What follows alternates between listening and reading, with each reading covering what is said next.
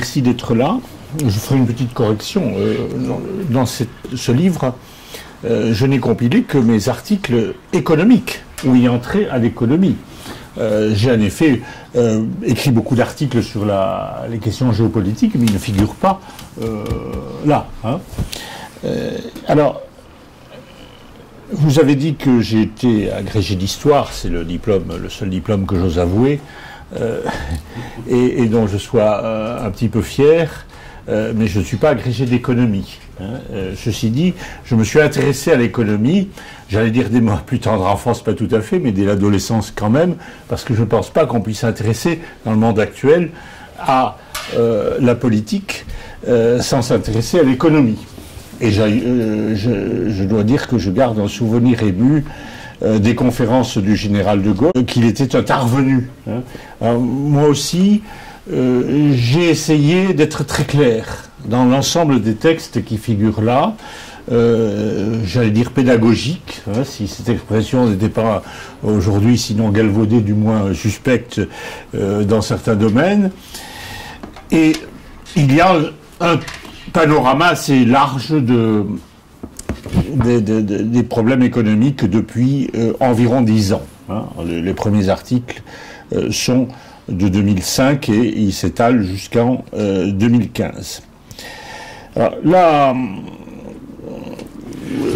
genèse du livre, c'est que à partir de 2005, je me suis mis à écrire dans la lignée du combat contre le traité ou contre le traité constitutionnel, mais également sur la question de l'euro, beaucoup d'articles, des articles passionnés et des articles engagés, certes, mais enfin des articles que je m'efforçais de faire aussi précis et technique que possible. Et j'ai eu l'oreille de quelqu'un dont je voudrais évoquer la mémoire, mais qui est décédé, c'est Philippe Cohen, qui à l'époque était directeur de Marianne, du blog de Marianne, et qui pratiquement toutes les semaines prenait mes papiers. Je ne crois pas me souvenir qu'il m'en ait jamais refusé un. Et ensuite, il y a eu d'autres occasions, même si Marianne n'est plus ce qu'elle était. J'ai eu l'occasion de continuer à m'intéresser à ce sujet. Un petit peu moins maintenant, parce que l'actualité est remplie par d'autres problèmes qui sont également très sérieux. Alors, le plan du livre, ce ne sont pas seulement des articles déjà publiés, ce sont aussi certains articles sont inédits et ont été faits ad hoc pour ce livre, et notamment une grosse étude de 50 pages par laquelle s'ouvre ce livre, qui porte sur l'analyse, qui est une espèce de synthèse sur la crise économique et financière telle que nous la connaissons depuis 2008. Une crise, ça s'appelle une crise pas si singulière, je vous expliquerai pourquoi, je l'appelle comme ça. Ensuite, il y a un certain nombre de thèmes qui sont abordés. Le premier étant donc la crise économique dont nous ne sommes pas sortis et sur laquelle il y a aujourd'hui des rumeurs et des risques de rebond. La crise bulle, boom, crash. Ensuite, le débat sur libre-échange, protectionnisme et mondialisation. Le débat sur l'euro et la monnaie. Et puis un développement de cette question de l'euro sur un sujet, la France, l'Allemagne et les autres. Les autres parce qu'il est question un petit peu de l'Angleterre et des États-Unis, mais surtout de la France et de l'Allemagne. Au départ, d'ailleurs, j'avais voulu mettre l'accent sur la relation franco-allemande, mais je me suis dit tout de même que la crise mondiale était un sujet plus décisif. Ça ne veut pas dire que la question de la France et de l'Allemagne ne soit pas abordée très en détail, puisqu'il y a eu une certaine époque entre, disons, 2010 et 2015, où il y avait 2 fois, 3 fois par an un sommet pour sauver l'euro. Aujourd'hui, on en parle un petit peu moins, mais la question est toujours ouverte, avec un petit chapitre parfois un petit peu plus amusant sur la Grèce, et puis des considérations sur la politique française, et spécialement sur un sujet qui m'est cher, qui est l'économie agricole, qui ne fonctionne pas comme les autres secteurs de l'économie, contrairement à ce que croient des gens comme M. Pascal Lamy. J'avais été invité par l'université de Munich à faire dans un séminaire d'été une conférence sur les considérations morales relatives à l'économie et mise en forme, elles servent de conclusion. Alors je parle sous le contrôle des gens qui sont plus compétents que moi dans cette salle, je pense à monsieur Norman Palma et peut-être à d'autres qui me corrigeront, et en tous les cas je suis désireux qu'il y ait un débat. Je vais essayer d'éviter de redire ce que tout le monde dit sur l'euro. Vous m'avez posé la question de savoir si l'euro était bon ou mauvais pour la France. Bon, on en a tellement débattu que je ne vais pas essayer de vous démontrer qu'il est mauvais. C'est un sujet qui me paraît dépassé. La question, c'est de savoir pourquoi il continue malgré cela. Alors, je ne vais pas tout traiter là, mais je vais parler de la crise économique et financière, et spécialement du premier article. Si vous ne lisez qu'un seul article, vous lirez celui-là, mais vous pouvez commencer par la fin, ce livre, parce que les articles sont pas dans un ordre chronologique strict, ils sont dans un ordre thématique, et chacun se suffit à lui-même. Ma première thèse, c'est que la crise que nous connaissons depuis 2008 n'est pas originale. Ça, c'est l'historien, puisque j'ai fait de l'histoire, j'ai fait beaucoup d'histoire économique, et ça, c'est un avantage par rapport à des gens qui n'ont fait que de l'économie théorique ou de l'économie de l'économie par des modèles mathématiques. Il me semble que son déroulement ressemble terriblement à celui de la crise de 1929, telle que je l'ai comprise. Alors, il en résulte une conséquence, c'est que ce n'est pas la crise ultime. Il faut éviter une certaine rhétorique qui me paraît fâcheuse.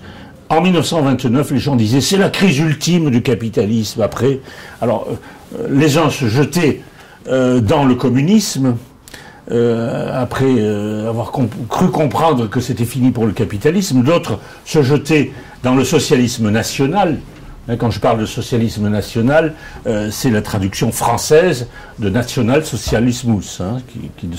Quand vous dites national-socialisme, c'est un germanisme transféré en français. Le vrai nom, la traduction française, c'est socialisme national. Mais tout ça a été sous-tendu par l'idée que c'était fini du capitalisme et par la même occasion du libéralisme et de la démocratie. Alors aujourd'hui, on ne vous dit pas ça, mais on vous dit que cette crise, c'est la fin d'un certain modèle de développement, doit entraîner une remise en cause complète de nos modes de consommation, de nos habitudes, etc. Tout ça, c'est du baratin. Je pense qu'il n'y a à peu près aucun rapport entre la crise de 2008 et le réchauffement de la planète. J'ajouterai que s'il s'agit d'intégrer dans l'économie française, européenne et mondiale davantage la considération écologique, la considération des précautions à prendre pour éviter peut-être le réchauffement de la planète, ou en tous les cas la hausse du taux de CO2 dans l'atmosphère, ça peut parfaitement s'intégrer au mécanisme du marché. Et d'ailleurs ça se fait. On fait des taxes pour pénaliser par exemple des formes d'énergie qui contribuent à la diffusion du CO2. C'est jamais que l'utilisation intelligente des mécanismes du marché dans une finalité qui est environnementale. Alors, et j'ajouterais que les crises qui existent depuis 1848 se ressemblent toutes, sachant qu'il y en a une beaucoup plus grave et une autre qui est également très grave, qui est celle que nous connaissons. Jusqu'en 1848, l'économie européenne est également cyclique. Mais le facteur déterminant des crises économiques, c'est l'atmosphère, c'est la météo et c'est la production agricole. Quand vous avez une baisse de la production agricole en raison de problèmes météorologiques, vous avez une baisse des achats par la population, l'immense majorité de la population qui est dans l'agriculture, et ça entraîne une baisse de la production industrielle et une baisse des ressources du pays. À partir de 1848, la dernière grande crise de ce genre, c'est celle de 46, 47, 48, qui a commencé notamment, en particulier par la maladie de la pomme de terre en Irlande, qui a été dramatique pour l'Irlande, mais qui a eu des conséquences également pour la France, ce qui fait que les Français se sont révoltés, c'est parce que le pain était devenu cher, hein, le pain était devenu cher. Comme disaient les mauvais esprits, les révolutions arrivent quand le pain est cher et le vin au bon marché. Mais en réalité, je ne suis pas sûr pour la deuxième partie de la phrase, mais jusqu'en 1848, la cherté du pain est décisive pour les événements économiques et politiques. À partir de 1848, l'économie industrielle, la révolution industrielle a donné aux productions non agricoles une telle place dans la société que le mécanisme des crises continue, des crises tous les 5 ans à peu près, disons plutôt tous les 10 ans, des cycles que les spécialistes appellent cycles jugulars, mais bon, peu importe. Et c'est un mécanisme autogénéré par l'économie d'échange. Alors pourquoi?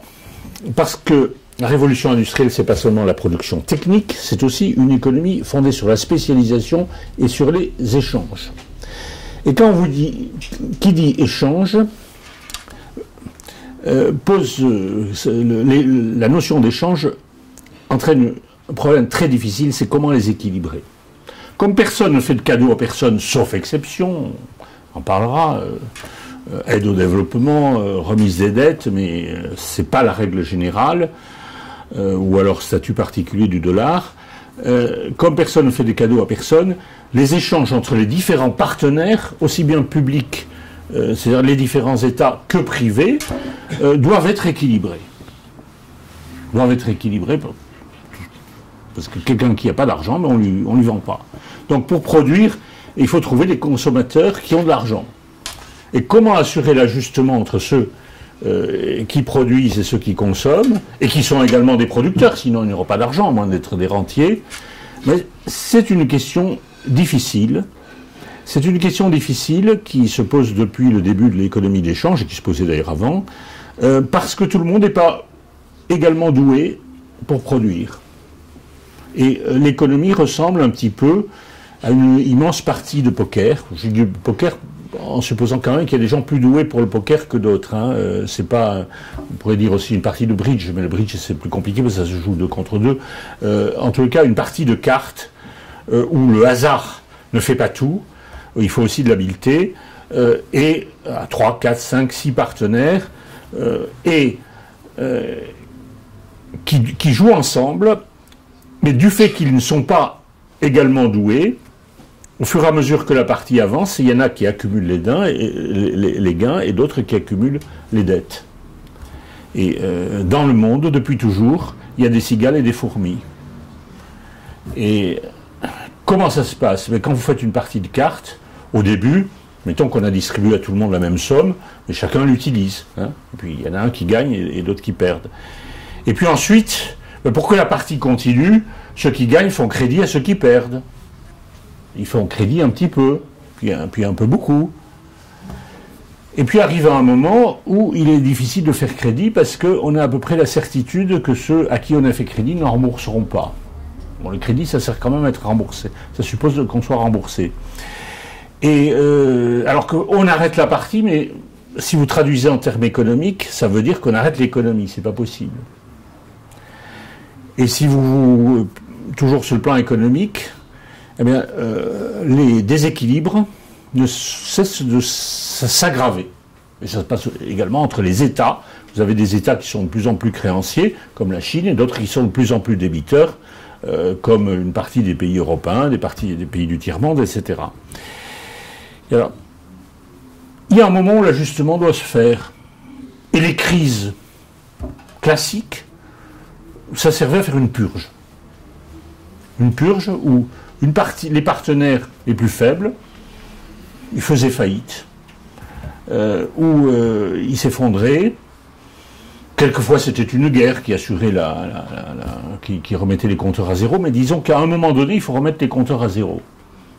La Bible l'avait prévu d'ailleurs, parce qu'il y a un article de Deutéronome qui prévoit que tous les 7 ans, on annule toutes les dettes pour recommencer sur de nouvelles bases. L'économie capitaliste ne peut pas se le permettre, mais de facto, il y a toujours un moment où on remet les compteurs à zéro. Et ça se traduit par des drames, des faillites, des mises à pied, des réductions de niveau de vie. Et ça se traduit par une espèce de... c'est ce que Schumpeter a appelé la destruction créatrice. Il y a des entreprises qui disparaissent, celles qui produisent des objets obsolètes, ou celles qui sont très mal gérées. Elles sont remplacées à l'issue, mais pas tout de suite, à l'issue d'une crise pendant laquelle le chômage augmente, par des entreprises plus adaptées, plus performantes, plus modernes, et également par des chefs d'entreprise plus habiles, ainsi de suite. Alors, ça s'est passé comme ça depuis 1848, et la crise de 1929, pour moi, c'est une crise du même ordre, mais beaucoup plus grave. Beaucoup plus grave parce que on ne fonctionnait plus sur le régime de l'étalon or. Jusqu'en 1914, on a l'étalon or qui oblige à remettre les pendules à l'heure très très vite. Hein. Je simplifie un peu en disant ça, mais à partir de 1920, on n'est plus tout à fait dans le régime de l'étalon or. Donc l'inflation, on peut se permettre. Oui, ce que je vous ai pas dit, c'est que quand il y a dans ce système économique des créanciers et des débiteurs, ça veut dire qu'il y a des créances et des dettes, et la monnaie, c'est exactement la même chose que le crédit. C'est-à-dire que plus la partie avance et plus il y a des acteurs qui font crédit aux autres, plus la masse monétaire augmente. Hein, ça c'est... ensuite, il y a le phénomène du multiplicateur au sein du système bancaire et tout ce qu'on veut, mais plus la partie avance, plus vous avez d'inflation. Et le seul moyen de stopper l'inflation, c'est une crise qui remette les compteurs à zéro. Et si vous voulez éviter la crise, mais vous continuez à prêter, ou les États demandent aux banques, aux particuliers de continuer à prêter. Et ça veut dire que la masse monétaire augmente. Hein. Et elle avait considérablement augmenté dans les années 20, jusqu'à ce que le doute se répande suffisamment pour avoir un effet collectif et entraîner la chute. Parce qu'il est inutile de vous dire que plus vous avez de créances, plus vous avez de dettes, plus vous avez des chances d'avoir des doutes. Au début, vous n'avez pas de doute, les gens ils vont rembourser. Mais au bout d'un certain temps, quand vous voyez cette montagne de dettes, les gens commencent à avoir des doutes. Et quand ils ont tous des doutes en même temps, c'est le crash. Alors, pour ceux qui ont fait de l'économie, je ne dis que des choses sans doute évidentes, mais ce qui se passe aujourd'hui, c'est assez inédit. C'est assez inédit parce que cette augmentation de la masse monétaire, qui commence dès qu'on a abandonné l'étalon or avec des péripéties dues aux guerres, mais qui se continue à partir de 1945, elle est absorbée pendant très longtemps, elle est absorbée par le développement de la production et le développement de la consommation, et par la hausse des prix. C'est-à-dire qu'au fond, quand vous avez 2 ou 3 ou 4 fois plus de masse d'argent, ben, si vous multipliez les prix par 2, par 3, par 4, ou par 2 et la production par 2, eh bien, vous annulez, vous neutralisez cette hausse de la masse monétaire. Et c'est en gros ce qui s'est passé entre 1945 et peut-être 2008, enfin peut-être un petit peu avant. La spirale prix-salaire mondialisée, à peu près dans tous les pays, à des rythmes différents, plus rapides en Italie qu'en Allemagne, et encore plus rapides en Argentine, aussi rapides, et jamais plus d'ailleurs, et jamais moins aux États-Unis et en France, par curieuse coïncidence. Cette spirale prix-salaire permet d'éponger au fur et à mesure, sinon les dettes, du moins le surplus de création monétaire. Et ça ne marche plus depuis, disons depuis 20 ans. Pourquoi? À cause de la mondialisation. Parce que la mondialisation, alors mondialisation c'est un mot qu'on emploie à toutes les sauces, hein, c'est pas la facilité des voyages, je ne l'entends pas au sens de facilité des voyages, hein, d'un continent à l'autre. Il y a des gens qui vous disent « Ah, vous êtes contre la mondialisation il y en a qui ont l'air de croire que je ne veux pas que ma fille ait un petit ami allemand. Parce que évidemment, c'est pas ça la question. Mondialisation au sens de facilité des voyages, facilité de communication par Internet et autres. Bon, ça, moi je ne suis pas contre. Et puis c'est pas le fond du problème. Mondialisation, c'est la multiplication des échanges, la part des échanges dans la production totale des échanges internationaux, parce que dans une société avancée, tout bien produit est fait pour être échangé, ou presque. Mais dans une société mondialisée, tout bien produit par un pays n'est pas destiné à l'exportation. Mais la part de ceux qui sont destinés à l'exportation, et donc de ceux qui sont importés, ne cesse de croître tout autour de la planète. Et puis, la mondialisation des échanges financiers qui ne sont plus soumis depuis un certain nombre d'années, depuis 1988 à peu près, à des contrôles, ce qui a permis à la bulle financière de s'émanciper très largement de l'économie réelle. C'est un aspect du problème que je ne développerai pas. Et alors, du fait que vous avez cette masse monétaire, elle est plus purgée par des crises régulières, et plus purgée par la spirale prix-salaire. Alors, qu'est-ce qui se passe? Pourquoi la mondialisation entraîne-t-elle l'impossibilité de purger parce qu'elle tire les prix vers le bas, par la concurrence, elle tire les salaires vers le bas. Donc vous avez une espèce de double économie qui se met en place, une économie de la production prix-salaire toujours tirée par le bas et globalement stable depuis environ 1980. Ça monte un peu, mais très peu par rapport à ce qu'il y avait dans le passé, et pas suffisamment pour purger le surplus de production monétaire. Et vous avez une masse financière qui s'accumule. Qui s'accumule dans les comptes en banque ou ailleurs, et qui ne s'accumule pas au bénéfice de tout le monde, au bénéfice de ceux qui profitent le mieux du système, puisque ils vont pouvoir payer, s'ils sont actionnaires d'une société, ou s'ils vont pouvoir payer les salaires moins chers, et continuer à vendre. Bon. Et donc, vous avez parallèlement un déplacement de la part du revenu allant au capital et allant au travail. En gros, hein, c'est 80% pour le travail, 20% pour le capital il y a 30 ans. Aujourd'hui, 65-35, c'est difficile à calculer, ça dépend des pays, mais en gros. Donc ça veut dire que vous avez une accumulation de ce qu'on appelle l'épargne gentiment, comme si c'était des petits épargnants. Ce sont en réalité de très très gros épargnants. Une accumulation du capital sous forme financière.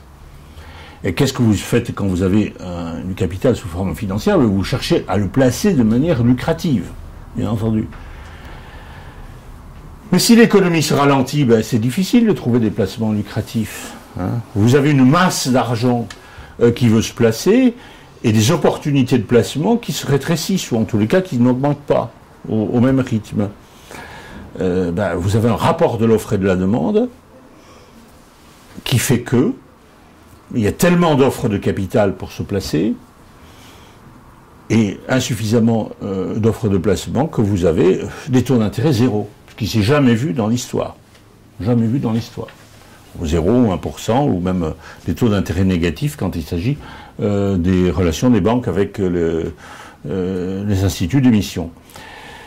Et néanmoins, tous ces gens qui ont beaucoup d'argent... Alors, le fait que les riches soient plus riches et les pauvres ne soient pas plus riches et soient même beaucoup plus pauvres, ça se traduit par le sentiment que le capitalisme est beaucoup plus dur. Beaucoup plus dur qu'il n'était, et c'est ce qui a conduit quelqu'un qui a beaucoup profité de ce système, qui est Warren Buffett, à dire, ça se pose à la page 33, enfin c'est une situation bien connue, il y a une lutte des classes, bien sûr, mais c'est ma classe, la classe des riches, qui mène la lutte, et nous gagnons. Parce que la mondialisation met en concurrence le capital, mais en gros les riches circulent plus facilement que les pauvres, ou les moins riches, et que quand vous avez un rapport de force entre le capital et le travail, si vous ouvrez toutes les frontières, ceux qui sont riches se débrouillent mieux pour aller chercher des placements de l'autre côté de la planète, et fermer les usines ici, etc. Alors que, bien sûr qu'il y a toujours eu des gens fortunés, des gens moins fortunés, mais quand ça se passait dans un espace confiné et protégé par des barrières douanières, où vous n'aviez que 10% qui rentraient, 10% qui sortaient, comme c'était le cas en régime protectionniste. Régime protectionniste, c'est toute l'économie capitaliste jusqu'en 1980 à peu près. À quelques exceptions près, sauf l'Angleterre, parce qu'elle était en tête, elle a fait du libre-échange jusqu'en 1880, et puis les Français ont essayé de suivre au temps de Napoléon III, c'était catastrophique pour l'industrie française. Et puis il y a deux pays au XIXe siècle qui sont avec des barrières douanières féroces, qui sont l'Allemagne et les États-Unis. Il y en a d'autres, hein. Et c'est ce qui leur permet de rattraper en une génération et même de dépasser l'industrie britannique. Hein. Entre deux guerres, protectionnisme aussi. Et puis depuis la guerre, on a décidé qu'il fallait libéraliser tous les échanges. En 1945, on a créé le GATT. Il s'est créé tout seul. C'est pas toute une histoire parce qu'il n'a jamais été voté ni décidé par personne, mais on a signé un traité. Il a fallu des gens pour une espèce de secrétariat pour mettre en œuvre le traité. Et puis, il a été tout de même officialisé en 1995 avec la création de l'OMC. C'est la même chose que le GATT, mais on donne un statut plus officiel. J'y suis peut-être un petit peu pour quelque chose, parce que j'étais au cabinet de Philippe Séguin, et je lui ai fait une note lui faisant remarquer que tous les accords du GATT avaient échappé au contrôle parlementaire dans tous les pays depuis 40 ans, alors que c'était le moteur principal de la mondialisation. C'était les textes les plus importants. Alors il est allé voir Balladur, il lui a dit cette fois-ci il faut faire voter quelque chose au Parlement, et tous les pays se sont mis à les faire voter au Parlement, et puis on a essayé de faire quelque chose de plus officiel avec l'accord de Casablanca. Mais en tout cas, on a mis en place un mécanisme de libéralisation des échanges, de mondialisation, d'ouverture des frontières en 1945, mais il n'a été vraiment efficace qu'en 1980. À peu près. Il a fallu, parce qu'au début, les tarifs douaniers, ils étaient là, puis on les a baissés de là, puis à chaque round, on disait des rounds, maintenant on dit des cycles. C'est bien, il y a un progrès de la francophonie quelquefois, puisque voilà un mot qu'on empruntait à l'anglais, pendant 30 ans, puis qu'aujourd'hui, on a traduit en français. Mais ces cycles de négociation, Kennedy Round, Nixon Round, etc., ont fait baisser les barrières douanières, mais les 30 Glorieuses se passent dans un régime de protection relative. Il ne faut pas imaginer qu'en 1945, toutes les barrières douanières sont tombées. Et que le libre-échange très très général, il commence véritablement qu'à partir de 1980. Ce que les gens oublient. Hein. On dit l'après-guerre, il y a eu le libre-échange, il a apporté les 30 Glorieuses, etc. Pas tout de suite. Hein. Pas tout de suite. Et je connaissais un ancien ouvrier de chez Renault qui était écrivain, qui s'est fait écrivain à la retraite et faisait petits romans. Bon. Et puis il explique quelque chose de très simple. En 1955, vous avez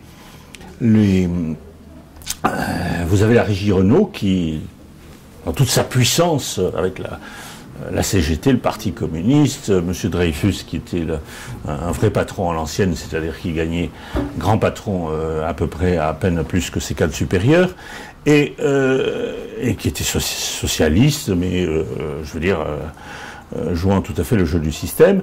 Et la régie Renault augmentait ses salaires de 10%, tous les salaires de 10%.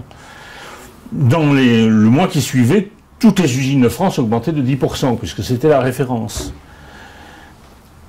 Et puis, vous aviez les ouvriers de France qui achetaient 50% de plus de 4 chevaux. Hein, et donc la régie Renault s'est retrouvée très très vite.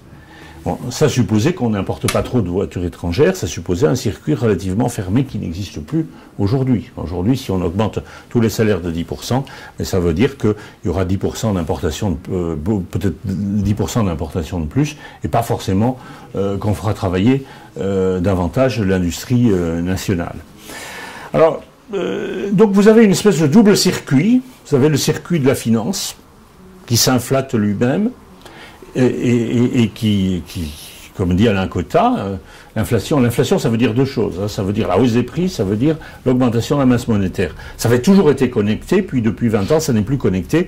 Vous avez une inflation de la masse financière, et puis vous avez un blocage des prix des salaires.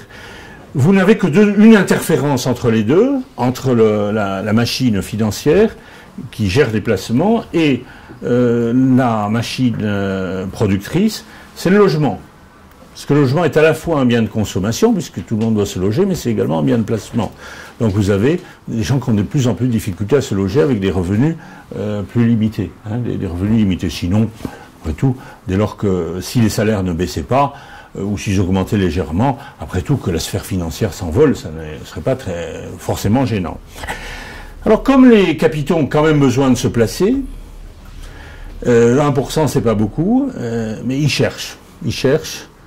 Et puis, de temps en temps, on entend dire que ça rapporte beaucoup. Alors on se précipite. Et effectivement, comme on se précipite sur tel ou tel bien, par exemple des types de placements, ben, du coup, ils prennent de l'importance. Ils montent, mais il n'y a pas la base. Donc à un moment, la bulle, c'est une bulle, la bulle crève, et on revient au point de départ. Donc au lieu d'avoir la spirale, on a une bulle, on a des bulles successives. Alors il y a eu les bulles, je dirais que ces bulles sont souvent une forme d'usure, parce que pourquoi les placements subprime, ça veut dire les gens qui étaient au-dessous qui étaient trop peu, qui avaient des revenus trop modestes pour qu'on leur fasse complètement confiance, donc on leur faisait payer un taux d'intérêt plus élevé, ce qui s'appelle de l'usure. Donc comme le taux d'intérêt était plus élevé, avec le boniment le boniment du placier financier, du financier qui plaçait ses placements, et puis le mélange à d'autres sous la forme de la titrisation, on arrivait à présenter des placements plus intéressants que les autres. De même que prêter à la Grèce, c'est plus intéressant que prêter à l'Allemagne, par exemple.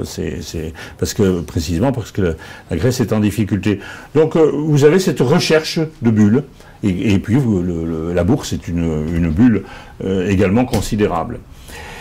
Alors, tout ça ressemble tout de même beaucoup à la crise de 1929, où il y avait une grande bulle qui a éclaté.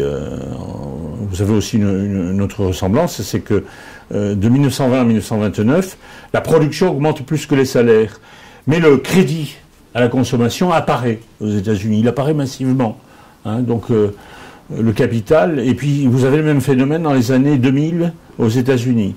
Le capital ne veut pas augmenter les salaires, mais il est prêt à prêter l'argent aux gens pour qu'ils consomment quand même plus pour alimenter la machine. Alors tout ça se heurte tout de même à une difficulté, c'est que la grande nouveauté qui est apparue avec la crise de 1929, c'est le fait que la production de masse exigeait une consommation de masse. Et une consommation de masse, ça veut dire qu'il y ait des revenus qui soient distribués. Et pendant 50 ans, 60 ans, on a distribué des revenus. D'abord, il y a eu des décisions politiques qui ont été prises par Roosevelt aux États-Unis d'augmenter les salaires et les revenus populaires. Et puis, en France, par le Front populaire. Et ensuite, après la guerre, tout le monde a pratiqué une espèce de keynésianisme diffus, même pas diffus d'ailleurs. Et donc, jusque vers 1980, jusqu'à ce que la mondialisation prenne de l'importance, vous avez la distribution de salaires qui suffit à alimenter la machine économique, parce qu'elle crée de la consommation de masse. Et le nouveau paradigme, le nouveau système, fait que la production de masse, qui est toujours entre les mains du grand capital, se heurte à la stagnation ou à rétrécissement du pouvoir d'achat. On a l'impression que Warren Buffett dit « Nous, les riches, on a gagné, on a réussi à faire suer un petit peu le peuple, suer le burnous. » Oui, mais où vont-ils vendre leur production? Puisqu'en définitive, derrière l'économie financière, il y a de la production. Et un des aboutissements de ce système, c'est la récession. La récession qui n'est dans les intérêts de personne. Et puis par ailleurs, vous trouvez le même phénomène que j'évoquais tout à l'heure, c'est-à-dire qu'il y a toujours des cigales et toujours des fourmis, et que depuis 20 ans, on essaie d'éviter la remise à plat du système, surtout en Europe. Aux États-Unis, ça s'est fait un petit peu, on a été plus impitoyable avec certains débiteurs, mais vous avez des dettes qui s'accumulent. Alors, les fourmis, c'est qui? C'est les États, sauf l'Allemagne, semble-t-il, qui empruntent de plus en plus. Ce sont certains agents économiques, ce sont certains États, pas tout. Ça peut être aux États-Unis, c'était les petites gens qui empruntaient pour construire leur logement, dans le cadre de l'économie des subprimes. Et puis, ceux qui ont de plus en plus de créances, et puis c'est les États-Unis. Oui, j'oublie, et parmi les cigales, il y a les États-Unis dont les dettes ne cessent de s'aggraver puisqu'ils sont structurellement déficitaires. Alors jusqu'ici, ils s'en tirent en distribuant des dollars, qui sont des formes de créances. Ils peuvent se le permettre parce qu'ils sont puissants militairement. Voilà. Puisque si vous êtes débiteur, c'est que vous avez une faiblesse économique. Mais si vous voulez que votre monnaie devienne une monnaie de réserve internationale, il faut être débiteur, donc il faut être faible économiquement. Comment imposer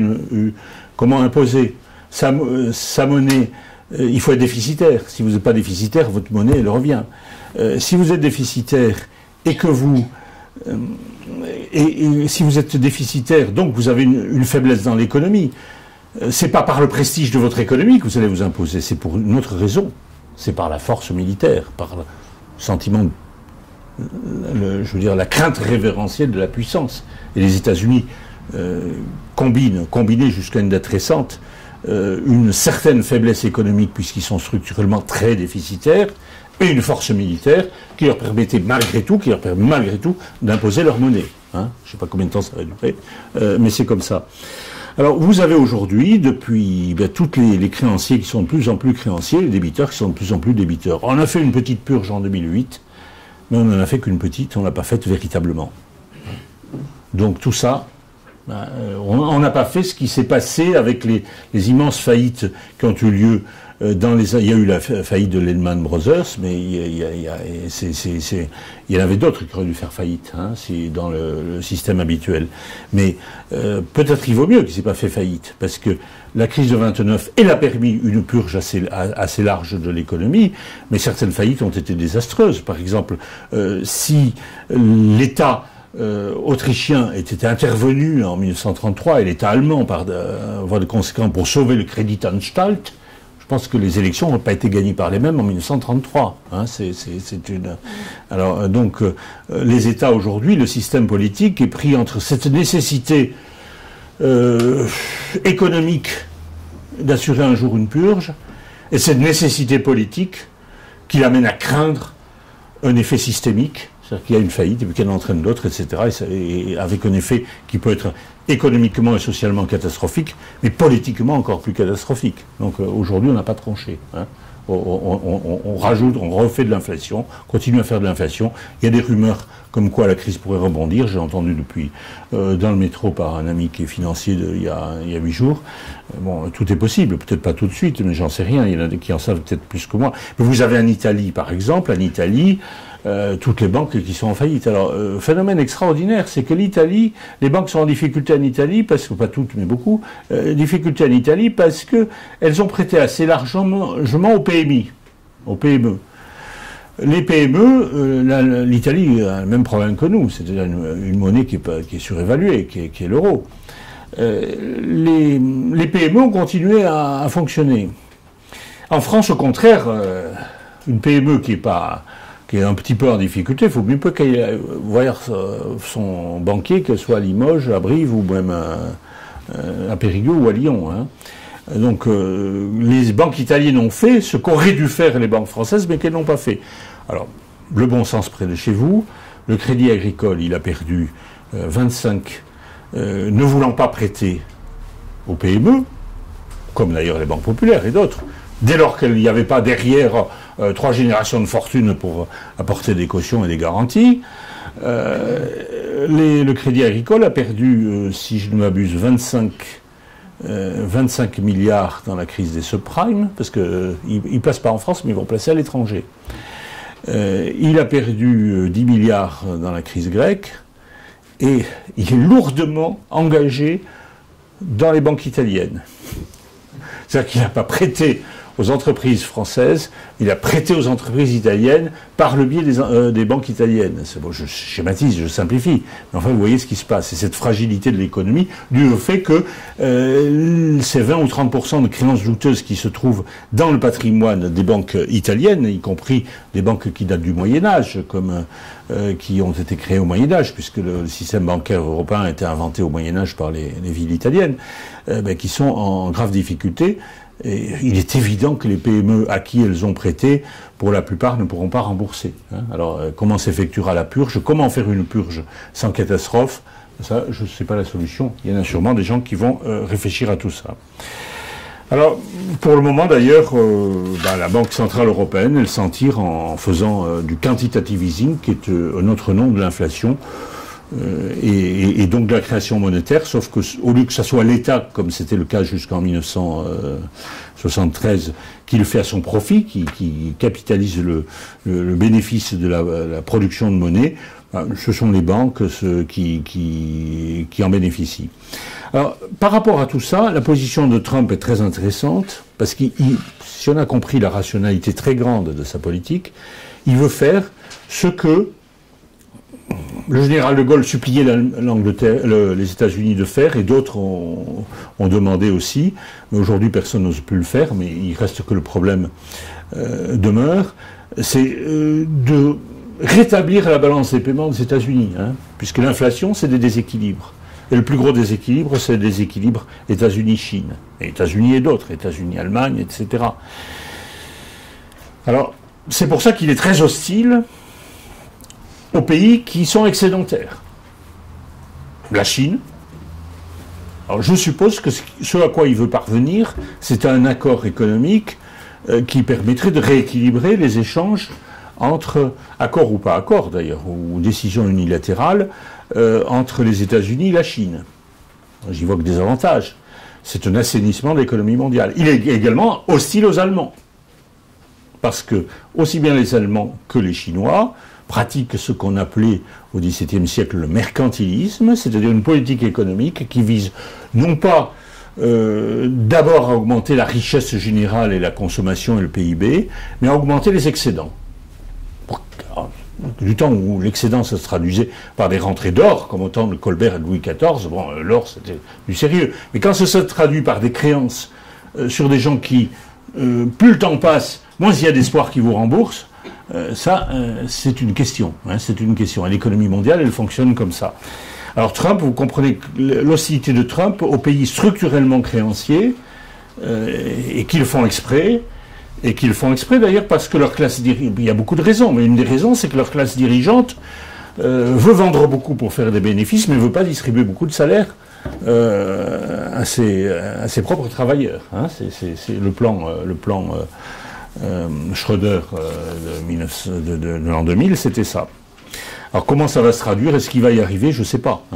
Alors s'agissant de la Chine,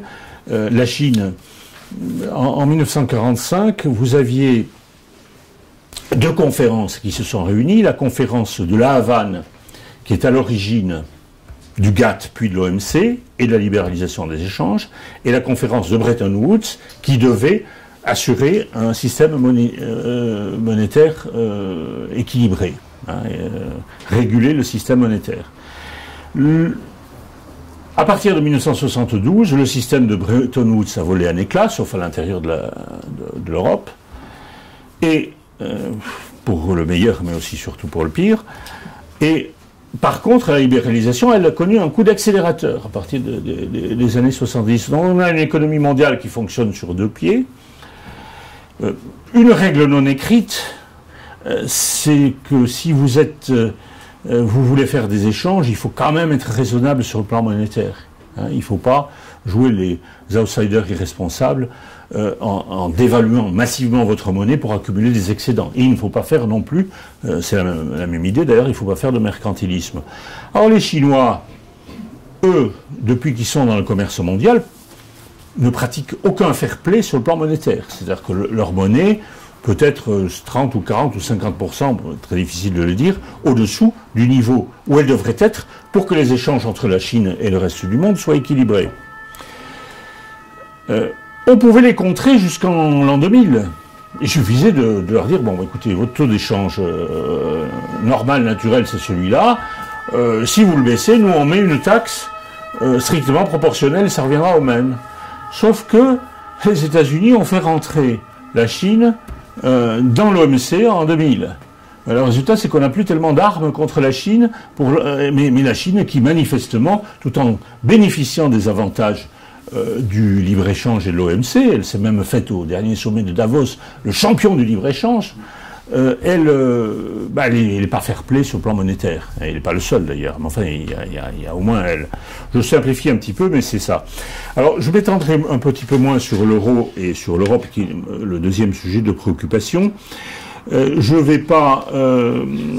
qui est une source de déséquilibre, mais interne à l'Europe, mais avec des conséquences sur le reste du monde. Puisqu'il entraîne surtout le continent européen, qui est le premier marché du monde, le premier marché de consommation du monde, qui est avant les États-Unis et avant d'autres.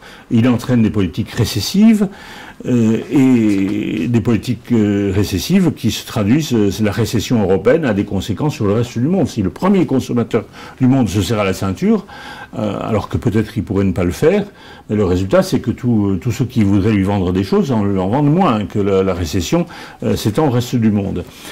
Alors, je ne reviendrai pas sur les raisons pour lesquelles l'euro est nocif pour les pays qui ont laissé leur coût augmenter plus que les autres, c'est-à-dire tous sauf l'Allemagne, les Pays-Bas et la Finlande, et est voué à l'échec à terme, puisque les écarts entre les économies de ces pays, contrairement à ce qui était prévu, ne cessent de s'accroître. Hein.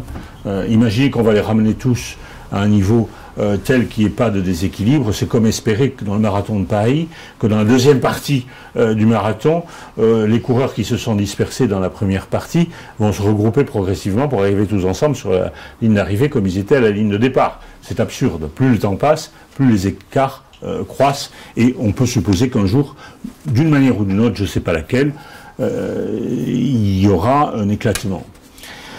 Alors, le caractère nocif n'est pas seulement économique, il est également politique et psychologique. On s'est mis à parler des PIGS, hein, Portugal, Italie, Irlande, Espagne. L'Allemagne est de plus en plus furieuse contre les Grecs, contre les pays méditerranéens. Au début, on disait que c'était le club méditerranéen, c'était gentil. Maintenant, on dit les PIGS. Hein, vous savez bien ce que ça veut dire. C'est pas très agréable. Je ne sais pas si les Allemands se risquent beaucoup à aller faire du tourisme en Grèce, peut-être, mais en tous les cas, ils ne sont pas très aimés. Hein.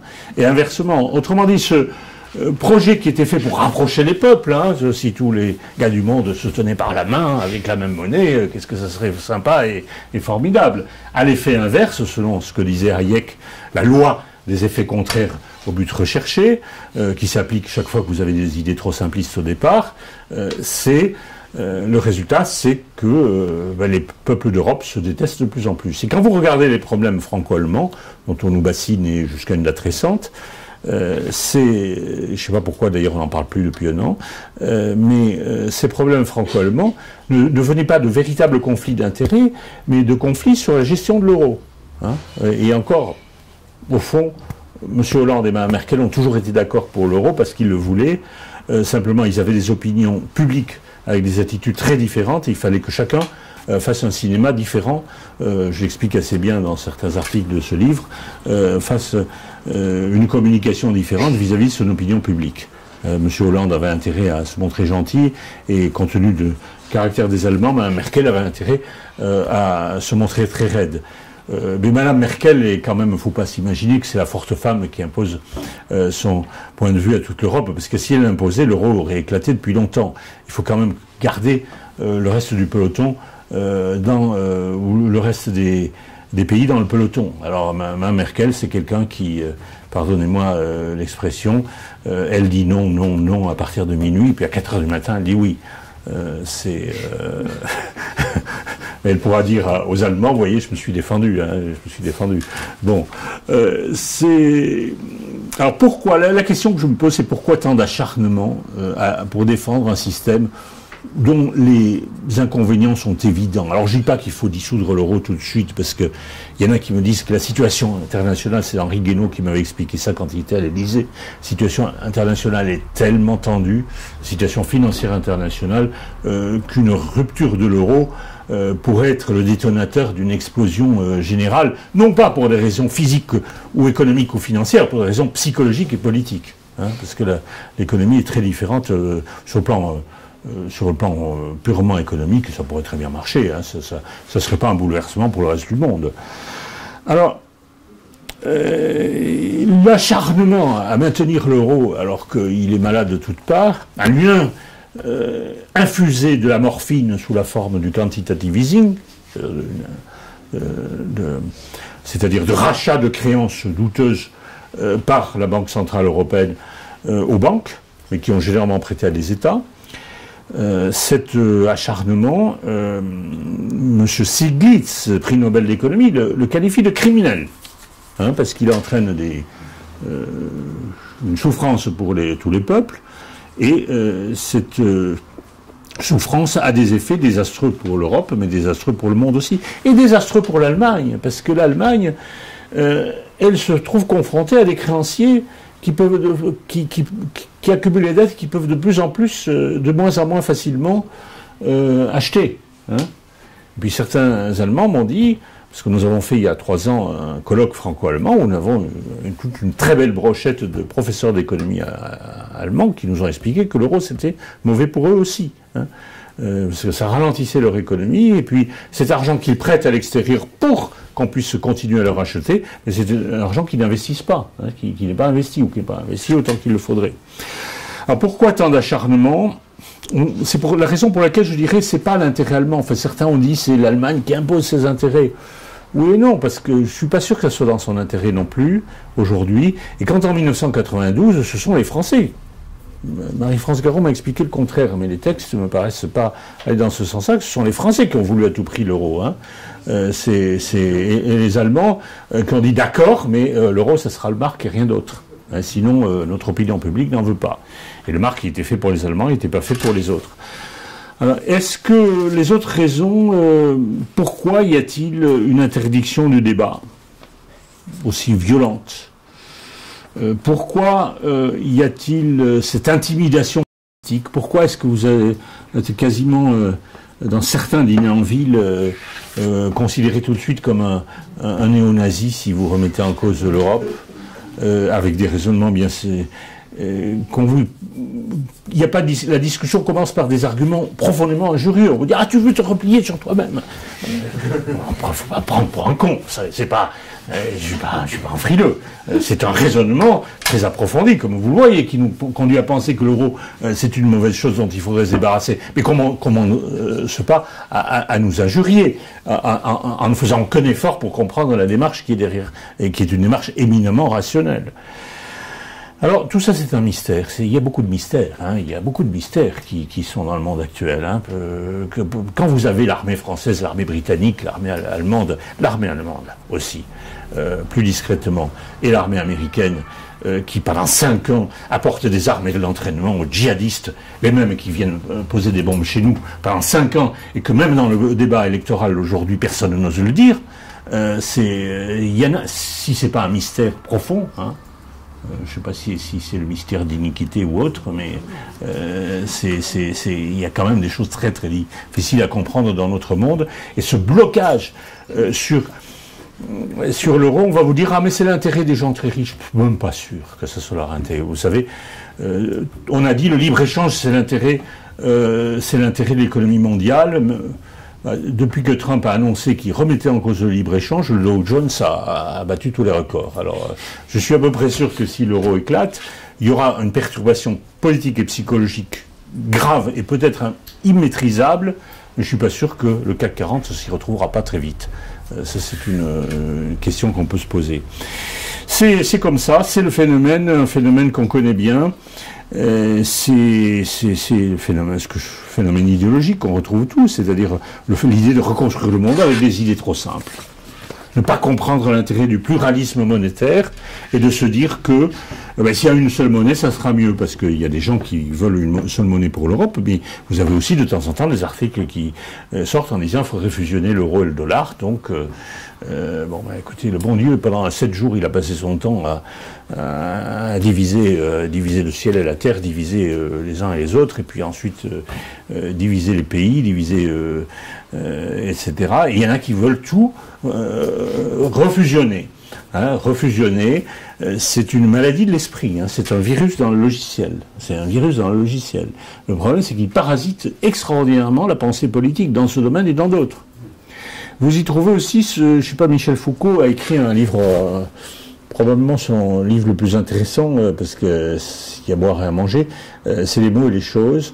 Et dans Les mots et les choses, il fait une analyse de la pensée classique XVIIe, XVIIIe siècle, puis après il fait une analyse du XIXe, et puis une analyse du XXe, et il montre qu'à chacune de ces époques, vous avez dans des sciences très différentes qui n'ont rien à voir les unes avec les autres, vous avez des mêmes schémas de raisonnement qui interviennent. Et puis ces schémas de raisonnement, vous ne les retrouvez pas au siècle suivant.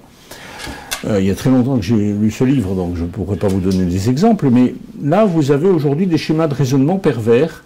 Quand on vous dit on va mettre tous les Européens sur la même monnaie et ça ira mieux, ça va développer les échanges, ils vont s'aimer davantage, et de toute façon, si on mélange tout le monde, ça va finir par être équilibré. Mais c'est un vice de raisonnement profond. Mais vous retrouvez les mêmes vices de raisonnement dans les colonies, le collège unique, les gens qui vous disent mais pour avoir l'égalité scolaire, il faut mettre tous les enfants dans la même classe, au même niveau, et les faire avancer au même niveau. C'est absurde. Ça a l'effet exactement inverse. Mais vous retrouvez des schémas de raisonnement, des schémas pervers, qui ont des effets pervers en tous les cas. Et je ne sais pas comment tout ça va se terminer. C'est assez... vous voyez Fillon... qui propose, parce que quand vous êtes dans ce système très coincé, si vous ne voulez pas en sortir, pour retrouver la compétitivité, vous n'avez pas d'autre solution que de faire ce qu'on appelle une politique de l'offre, c'est-à-dire de serrer la ceinture des salariés, faire baisser les salaires, faire augmenter le temps de travail, pour essayer de se retrouver au niveau. C'est un vain projet, puisque l'avance que l'Allemagne a prise, parce que l'Allemagne l'a fait ça, sans que personne réagisse, sans que M. Chirac, quand même rien à cirer, ni Jospin, ne réagissent en disant « Oh là là, vous les Allemands, ne commencez pas à faire trop de restrictions et à vouloir avoir un avantage de compétitivité de 10 ou 15%. Ou alors vous attendez qu'on fasse pareil, mais c'était pas l'ambiance. Hein. Vous vous rappelez, le 21 avril n'était pas le moment de proposer une politique pénitentielle aux travailleurs français. Et l'autre solution, c'était de faire pression sur l'Allemagne pour lui dire, écoutez, l'euro, c'est une équipe. Hein, on voulait qu'on continue à faire équipe. Alors, vous faites une politique, d'accord, mais on l'a fait ensemble, on la décide ensemble. Bon, il est évident que l'Allemagne a pris de l'avance pendant 15 ans. Il y a un article qui vous montre le différentiel de croissance entre la France et l'Allemagne. La France et l'Allemagne ont le même taux de croissance de 1950 à 45-50, l'Allemagne se développe beaucoup plus vite. Il faut dire qu'il y avait plus de travail aussi à reconstruire. Mais à partir de 1950 jusqu'en 2001, nous avons des taux de croissance parallèles, quelquefois supérieurs sur la France. Je pense que sur toute la période, on doit avoir quelques points de plus. Et puis, depuis l'entrée dans l'euro, c'est l'inverse. C'est l'Allemagne qui a un taux de croissance très sensiblement supérieur à celui de la France. Et il n'y a pas que le rapport franco-allemand, c'est aussi tous les autres. Alors, c'est comme ça, on a laissé faire l'Allemagne. Pourquoi ont-ils fait ça? Il y avait une volonté de puissance, il y a aussi l'anxiété d'une société vieillie, puis cet esprit mercantiliste qui est un peu névrotique, hein, véritablement névrotique. On les a laissés faire, c'est pas 15 ans après qu'on va les rattraper, hein, vous imaginez bien, c'est pas 15 ans après qu'on va les rattraper. L'Espagne, qui a moins d'autonomie que la France, parce que la France, on ne peut pas lui faire la discipline comme ça, l'Espagne a été obligée de le faire, bon, mais ça s'est traduit tout de même par 15 ou 20% de PIB en moins qu'ils n'ont pas encore rattrapé. Alors, on attend qu'ils le rattrapent. Vous imaginez qu'on ne va pas imposer à la France une baisse du PIB de 15%. C'est pas, heureusement, nous sommes moins disciplinés qu'ils le... en économie, c'est souvent un avantage de ne pas être discipliné. Hein. Mai 68, ça nous a apporté, sous la présidence Pompidou, les 7 années les plus magnifiques de croissance économique que nous ayons eues depuis la guerre. Parce qu'on a distribué beaucoup d'argent en 68, eh bien, ça a permis un essor de la production, parce qu'on était encore dans un espace relativement fermé. Alors, l'Allemagne... il y a des gens qui disent Krugman, par exemple, autre prix Nobel d'économie, il dit mais pour sauver l'euro, il faudrait que l'Allemagne se mette à dépenser et être déficitaire. Tu parles, pour aller les convaincre de... Il le sait bien, Krugman, que c'est pas possible. Vous comprenez, un prix Nobel peut pas, s'il veut continuer à faire des conférences en Europe, très, très bien payées, il ne faut pas qu'il vexe l'oligarchie européenne qui est de manière complètement folle attachée à l'euro. Il y a un aspect que je n'ai pas évoqué, c'est la dimension culturelle. C'est-à-dire que l'euro, ça marcherait très bien si vous faites abstraction du facteur culturel et social. Pourquoi ça ne marche pas? C'est parce que le taux d'inflation, je dirais naturel, il n'est pas vraiment naturel, il est culturel, il est national. Il n'est pas fixe, puisqu'il varie selon les époques, mais il y a un différentiel fixe avec les autres pays, qui tient à la différence de culture, de cohésion sociale, ou de moyens d'assurer la cohésion sociale, et qui fait que cette variable est structurellement différente entre la France, l'Allemagne, l'Angleterre, l'Italie, etc. Alors on connaît la hiérarchie, elle n'a pas changé depuis 1950. Vous avez l'Allemagne pour des raisons qui sont moins rationnelles que psychanalytiques, parce que l'Allemagne a connu à 2 reprises au XXe siècle l'inflation galopante, en 1923 et en 1947, alors que la France n'a jamais connu l'inflation galopante depuis le Directoire. C'est-à-dire, on a un peu oublié les inconvénients. L'Allemagne est névrotique sur la question de l'inflation. Là, on croit qu'il y a de la vertu. Il y a en réalité, j'allais dire, c'est un alcoolique repenti qui, lui, ne boit pas d'alcool. Vous reconnaissez au fait qu'il ne boit pas d'alcool. Ceux qui ne sont pas des alcooliques repentis, ils prennent un verre de temps en temps, quoi. Et ensuite, vous avez la France qui est 2e dans le monde, quasiment. Pour la propension à l'inflation, c'est pas honteux. À égalité avec les États-Unis, vous mettez le rapport dollar-franc en convertissant aujourd'hui en euros, il n'a pas changé de 58 jusqu'à aujourd'hui, pratiquement, et avec des fluctuations, mais sur la longue période. Vous avez l'Italie qui est moins bien, l'Espagne qui était moins bien, après vous avez l'Amérique latine, la plupart des pays d'Afrique, sauf ceux qui étaient dans la zone franc, qui avaient des propensions à l'inflation beaucoup plus fortes. Et vous avez un cas particulier, c'est l'Angleterre, qui s'est un peu dévergondée, qui était un pays très rigoureux sur le plan de l'inflation, ce qui prouve que les comportements peuvent changer. Mais ils ne changent pas en 10 ans, ils peuvent changer en 50 ans. Et puis l'Angleterre, il y avait une bonne raison, c'était qu'elle n'avait plus à gérer la monnaie de ses colonies. Elle n'avait plus ce qu'on appelait les balances sterling, c'est-à-dire qu'elle n'engageait plus sa crédibilité vis-à-vis du reste du monde dans la manière dont elle gérait la livre sterling. Alors comment ça va se terminer, je ne sais pas. Il faut savoir tout de même que la dernière crise, la crise grecque de juillet 2015, donc il y a déjà plus d'1 an, elle n'a été réglée in extremis que parce que Obama a envoyé son secrétaire adjoint au Trésor, qui est arrivé à Bruxelles à minuit, et qui s'est mis autour de la table et qui a dit « Messieurs, je ne sais pas ce qu'il a dit exactement, mais messieurs, je ne pars pas tant que vous n'avez pas réglé le problème. Parce que nous, les Américains, on veut que l'euro continue. Et on veut surtout que la Grèce reste dans l'euro. Les Allemands voulaient se débarrasser de la Grèce, ils voulaient.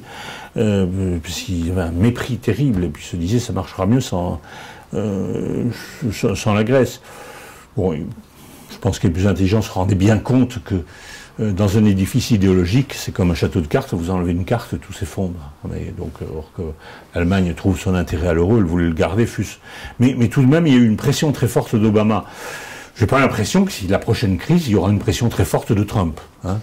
Il peut changer d'avis, il peut peut-être découvrir que cette machine à affaiblir l'Europe que constitue l'euro, va peut-être lui être bien utile, parce qu'il se cherche là. Mais pour le moment, on a l'impression qu'il ne viendra pas à la rescousse à la prochaine crise. Et donc l'euro est extrêmement fragile, et avec les risques que cela comporte, bien entendu. Voilà, je vous ai dit un petit peu les principaux thèmes qui sont brassés, il y en a beaucoup d'autres, c'est pas... et puis il y en a beaucoup d'autres, notamment sur la France. Il y a un sujet que j'ai abordé, c'est comment le libéralisme se traduit. C'est une idée que j'ai vue nulle part. Comment le libre-échange généralisé se traduit par une hausse des prélèvements obligatoires. Pour 2 raisons, parce que la dépense publique d'investissement c'est pas soumis à la concurrence internationale, hein, quand le maire fait des travaux publics dans sa commune, quitte à augmenter les impôts, il sait que c'est des entreprises locales qui vont travailler. Et donc, paradoxalement, la libéralisation du commerce mondial se traduit par une augmentation une propension à l'augmentation des prélèvements publics.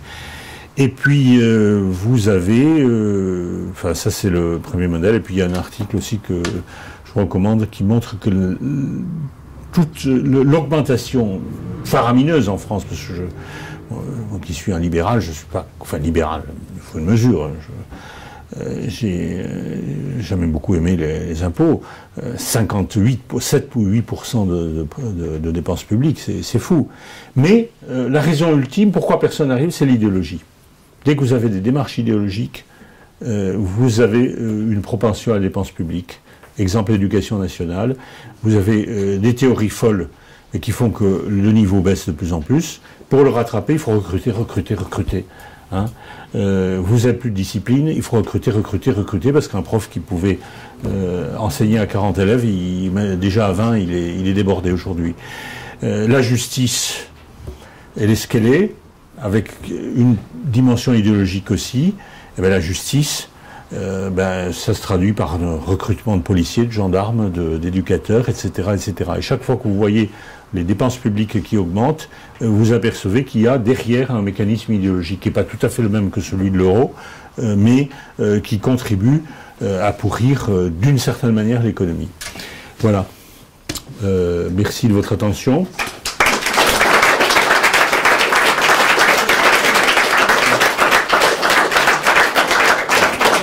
Question, objection, oui, vous là-bas. Oui. Bonsoir. Merci pour cet exposé assez large. J'avais une question. Merci d'avoir aussi rappelé que les 30 Glorieuses étaient possibles grâce à un protectionnisme qui a été appliqué sur l'ensemble de la France. Diminuendo, mais encore existant, oui. Voilà. Je ne pensais pas que la situation actuelle, par exemple la dette souveraine française, c'est uniquement dû à un relâchement politique, parce que chaque année, elle augmente à cause des intérêts qu'on n'arrive pas à rembourser, et donc on en prend encore plus pour rembourser. Donc chaque année, le premier budget de l'État, c'est le remboursement des intérêts de la dette, devant l'armée, devant les pensions, devant tout le reste. Donc est-ce que, même si on fait une grande purge, même si on remet le système à plat, comme vous disiez, ça ne changera rien. Il faut vraiment que le politique reprenne le dessus. Il faut vraiment que les hommes politiques se disent maintenant on contrôle les flux financiers, on remet des barrières douanières, enfin voilà. Je ne sais pas, votre question... oui, il est vrai que s'il n'y avait pas eu cette loi de 1973 qui... Bon, j'ai pas tout à fait les mêmes opinions que notre ami Pierre-Yves sur le sujet, qui a écrit un livre, si je m'abuse. Je pense que... Moi, j'étais à Sciences Po à l'époque, dans le grand amphi, le gouverneur de la Banque de France qui nous faisait un cours, qui est d'ailleurs membre aussi de la Fondation Charles de Gaulle, mais je crois que, je sais pas s'il est encore en vie, et qui il nous a expliqué comme quelque chose qui allait de soi. On appliquait le modèle américain. D'ailleurs, c'est assez paradoxal, parce que les Américains ne créent pas la monnaie par la Banque de France, mais par l'open market. Hein. Ils avaient un système d'open market, plutôt pas par l'escompte, mais par l'open market. Il fallait se mettre au diapason des Américains, puis il fallait que l'État est un partenaire comme les autres, donc il fallait qu'il aille à la banque et qu'il paye un intérêt pour être responsabilisé. Et personne n'a objecté. Personne dans la société française à l'époque n'a fait la moindre objection. C'était pas pour favoriser Rothschild, puisque l'essentiel des banques était nationalisé. Et celles qui n'étaient pas, étaient mutualistes. C'était le Crédit Agricole, les banques populaires, et puis les caisses d'épargne. C'est après que, quand on a privatisé les banques à partir de 1990, le système s'est avéré pervers, puisque on s'est mis à privatiser les banques, et d'autre part, les déficits ont explosé. Alors là, c'est devenu pervers. Alors il y en a qui ont fait le calcul, comme quoi, si l'État n'avait pas payé d'intérêts, non pas dès 2013, parce que les budgets sont à peu près équilibrés jusqu'à, mais pas dès 1940, si on regarde les intérêts qui ont été payés et l'accumulation des intérêts, on arrive peut-être pas à la dette actuelle, mais aux 3/4 de la dette actuelle. Bon, ceci dit, les intérêts, depuis 3-4 ans, c'est quand même proche de 0%, donc c'est, enfin 1%, 2%, c'est pas des intérêts très très lourds. Hein. Alors, Pardon ? C'est 45 milliards par an, c'est ça ? Ça a été 45 milliards par an, avant que la baisse des taux d'intérêt. Je ne sais pas combien c'est aujourd'hui. Je pense que c'est un peu moins quand même. Ceci dit, c'est vrai que pour rééquilibrer le budget, il faudrait cesser le payer ses intérêts et monétiser tout ça en demandant à la Banque de France, rembourser tous les créanciers, en demandant à la Banque de France d'ouvrir une ligne de crédit à 0%, comme on a fait dans les années... et contrairement à ce qu'on croit, c'est pas inflationniste, puisque dans les années 60, ça marchait comme ça, et les prix ont été très contrôlés tout au long des années 60, parce que le général de Gaulle, il n'aimait pas la hausse des prix. Il était... il faut certainement une reprise en main politique peut-être pas de tous les flux financiers de tout le reste, mais au moins de la création monétaire, ça c'est incontestable. Mais alors la Banque Centrale Européenne, elle fait ça, elle fait de la création monétaire, mais au bénéfice des banques qui reprêtent avec des intérêts, c'est-à-dire qu'on donne l'argent à très très bas prix, à presque 0% aux banques, et puis elle le reprête avec un taux supérieur qui n'est pas très élevé, mais en fait 3-4%, ça suffit pour faire de gros bénéfices. C'est complètement pervers, je suis bien d'accord, mais c'est aujourd'hui tellement de choses perverses. Oui, mais je suis d'accord avec vous. Voilà. Question. Oui. Bonsoir. Vous avez mentionné tout à l'heure la visite d'Obama au moment de la crise. Ah, pas Obama, le secrétaire d'État adjoint au Trésor, oui, je ne sais plus son nom. Est-ce que dans cette perspective-là, il ne serait pas nécessaire justement de mettre en avant le lien entre euro et dollar et l'agenda en fait qu'il pourrait y avoir sur ce lien-là dès la création de l'euro, à savoir la possibilité finalement de faciliter l'unification de l'Occident et d'avoir finalement autre chose que la simple économie américaine pour à terme soutenir un dollar et un euro qui aurait vocation à fusionner ensuite.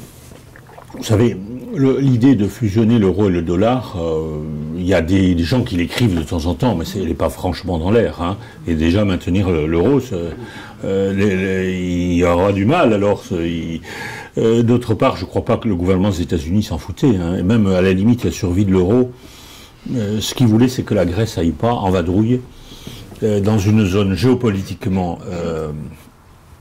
je vous fais pas un dessin, hein, je vous fais pas une carte pour vous montrer où se trouve la Grèce sur la carte, que la Grèce soit plus rattachée à quoi que ce soit, qu'elle s'émancipe, ça il voulait pas. Hein. Il voulait que la Grèce reste calée sous contrôle allemand, en quelque sorte. D'ailleurs elle l'est. Hein. Les Allemands rachètent à peu près tout ce qu'il y a à racheter en Grèce, les aéroports, les hôtels, etc. Donc il y avait ça. Et puis il y avait aussi le fait de vouloir maintenir l'euro parce que l'administration Obama était européiste, à la différence de l'administration Trump. C'était maintenant la perspective de fusionner l'euro et le dollar n'est pas dans l'air. Et d'autre part, elle part d'une analyse fausse parce que le fait de la diversité monétaire est un moyen d'aménagement du territoire, équilibré du territoire. C'est-à-dire que quand vous avez une région, ou un État, ou un pays, ou une zone du monde qui rencontre des difficultés à être compétitive, elle dévalue sa monnaie et donc à garder les emplois. Si elle est dans une zone monétaire unique, elle va perdre ses emplois, cette hémorragie, rien ne va l'arrêter. Et au contraire, quand elle a la possibilité d'évaluer sa monnaie, elle